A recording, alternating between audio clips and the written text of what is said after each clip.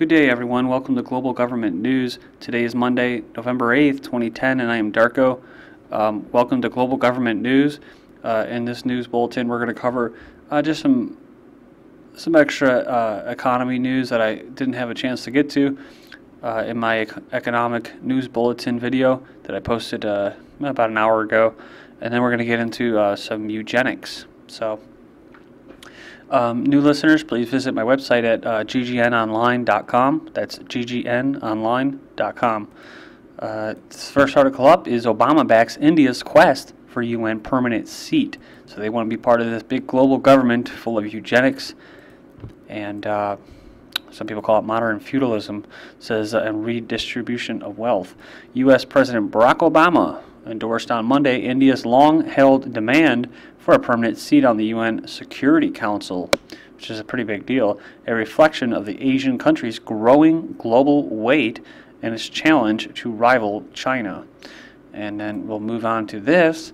Trade deals recast India as job growth engine. So, Indian and U.S. companies have discussed or signed over $14.9 billion in deals around President Barack Obama's trip that will support 53,670 U.S. jobs, the White House said.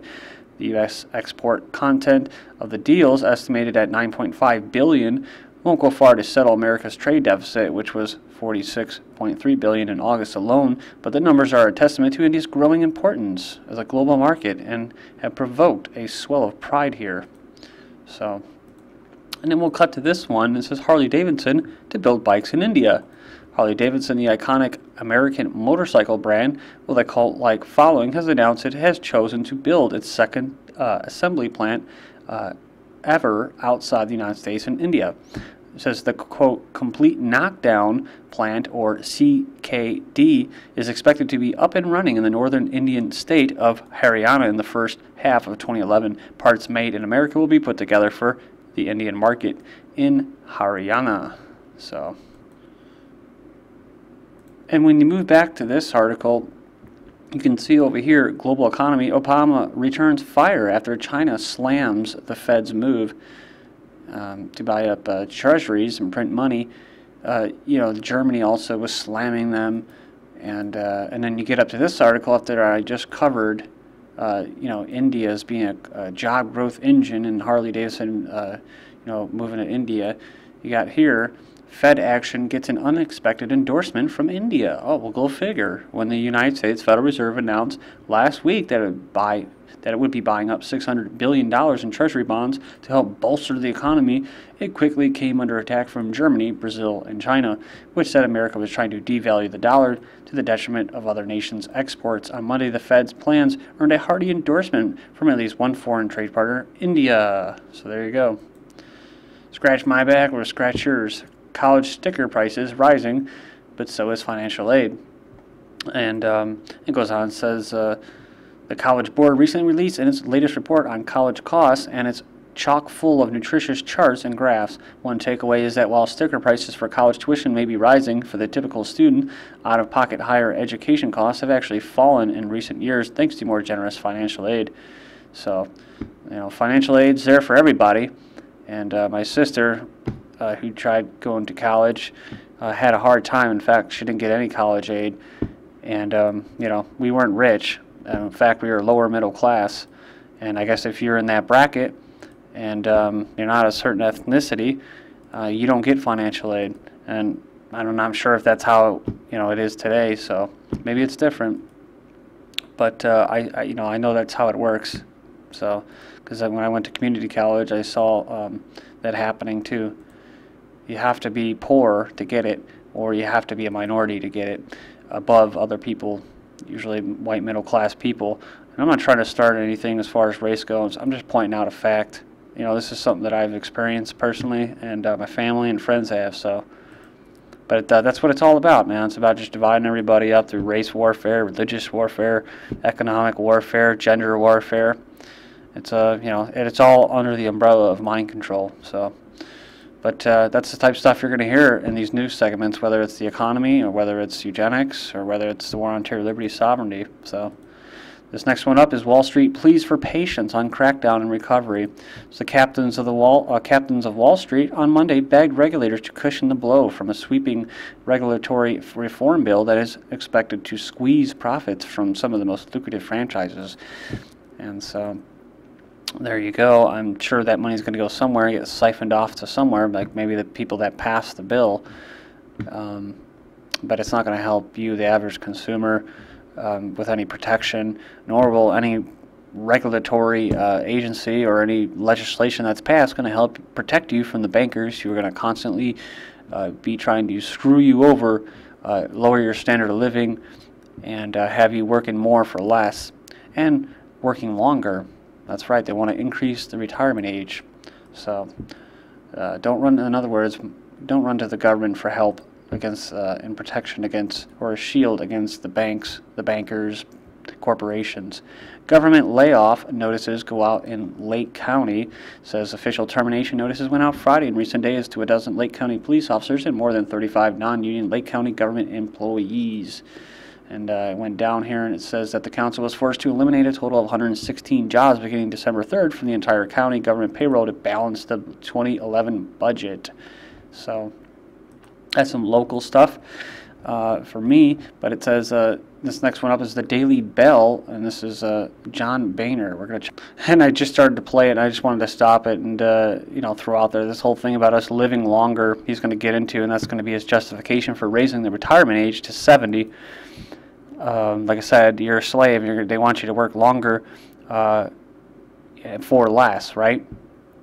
And if you're retiring, you're a useless eater, and you're just collecting. You're no longer working and paying into the system. So the powers that be in the banks, they don't like that because they can't profit off of you. But he's going to make the case here, John Boehner, that, oh, we're all living longer, right? With all the eugenics that's being carried on all the poor souls on this planet, he's going to try to convince you that everybody's living longer and technology's great, right? That's a bunch of crap, man. That's why so many people now in their 50s and 60s are coming down with cancer and diabetes and all this other stuff among the young people that get attacked by eugenics the moment they're, you know, out of their mother's womb, getting stuck with needles and that, and getting autism. And man, so here, I don't know, maybe you can believe what he's saying. On Social Security, we're all living a lot longer than anybody ever expected. And I think raising the retirement age, going out 20 years, so you're not affecting anyone close to retirement, and eventually getting the retirement age to 70 is a step that needs to be taken. I think, secondly, instead of using the wage inflator, that increases in Social Security ought to be based on the Consumer Price Index. I think it's a more accurate reflection. Over time, it will have a significant impact on the actuarial soundness of the program. And thirdly, I think we need to look at the American people and explain to them that we're broke. And that if you have substantial non-Social Security income while you're retired, why are we paying you at a time when we're broke? Standard means testing. I just think we just need to be honest with people. I'm not suggesting it's going to. So there you go, folks. That's Representative John Boehner. I think he's the new Speaker of the House for the Republican Party. And like he said, he's just trying to be honest with you, right? So after the American people had this income tax shoved on them, right, forced on them in the middle of the night, and then, you know, in similar fashion, the way the Federal Reserve Act was passed, right, and everything else, including the bailout that was done with threat of martial law in Congress, I mean, it taking us off the gold standard and having all this little rigging of the market and these little corporatist tricks that the bankers and these big corporations like to use in order to, like I said, because it's all devaluing your currency, and eventually the U.S. currency will no longer be the reserve currency, and like what the Fed's doing right now, they're going to end up printing more money, and you're going to keep losing the value of your dollar, and that is the hidden war, is inflation. When you're losing purchasing power, and it's been happening, God, since at least since the currency was born, right? So you can at least say since the 50s it's been going down, and you will have to work harder in order to get those goods and food and all that. And now he's trying to tell you that this Social Security system, which is all based off of fraud to begin with as well, right? Because it was created in order to pay off debt to the bankers, right? Because the United States of America, or the corporation, the USA, went bankrupt. Just 20 years after the Federal Reserve Act was passed, and the bankers got dictatorial powers, basically. And this has been a slow engineering of our economy, from almost a free market to a nice Keynesian free market government interventionist. And this scumbag here, he's going to act like, hey, we gotta be conservative, we gotta cut the budget. He's a neocon, and he's no worse than any other politician, right? It's the same rhetoric, and they're just picking up, they've been passed the torch from the communists to the fascists. So now you got the fascists, and they're going to act like they're going to be austere and like they care about small government, when they don't give a crap about small government. They're all about big government and big corporations. And I just wanted to say that, guys. So doctors urge Congress to halt Medicare pay cuts. The American Medical Association unleashed its latest salvo on Monday in its campaign against cuts in Medicare payments to doctors, with a survey that finds overwhelming concern among Americans. The Physicians Group did an online survey of 1,000 Americans age 18 and older, and found 94% of them said they are concerned about the cuts to doctors who treat elderly patients. And this is just, it gets me so infuriated, this story, because it's like, we shouldn't have to have insurance in a free market, and we shouldn't have to have stupid Social Security. You should be able to collect all of the fruits of your labor. You should be able to have all of the money and not be taxed for stupid income tax, for stupid Medicare tax, for stupid Social Security tax. Because if you had all your money, you'd be able to afford your own health care. You'd be able to put your nest eggs aside. And they wouldn't be rigged on a stupid, they wouldn't be, how do I want to put this? Your investments, your portfolio for retirement would not be messed with and basically taken away or lost, because you wouldn't have this non-free market with the government interfering with everything and cutting budgets and cutting state pensions and all that. It's just a god-awful mess. And and it's just lies upon deception of the American people and other people around the world. Because this is all a global crisis, right? Because it was engineered globally. So, but this is the bringing down of the American people and their sovereignty, and their biggest sovereignty is their dollar. So, but it's just a bunch of nonsense, right? You should be able to earn enough money to where you don't need any of this. You don't need to go to the government for Medicare. You don't need to go to the government for your retirement, Social Security. So, just a bunch of crap, man. Built off crap. Big pile of shit. And pardon my French. Sweden opens probe of U.S. Embassy surveillance. Sweden is investigating to see whether the U.S. Embassy has committed any crime by carrying out surveillance measures, the prosecutor's office said on Monday. Keep moving on here. Regular citizens have big security roles, says Napolitano. Regular citizens around the world need to realize that they can play a big role in thwarting terrorist attacks, Homeland Security says. So, right out of communist Russia. Pennsylvania Homeland Security monitored residents' tweets.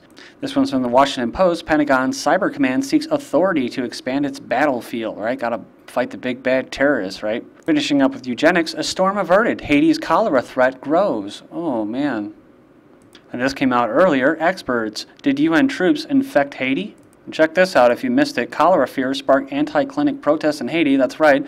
Protesters are attacking the cholera treatment centers, and because they think that the UN came in and basically gave them the cholera, which was basically unknown in the country before that. Oil spill panel says money didn't trump safety. But scientists find dramatic damage to marine life near BP spill site. Well, somebody's lying, right? Somebody's freaking lying. Dead coral found near site of oil spill.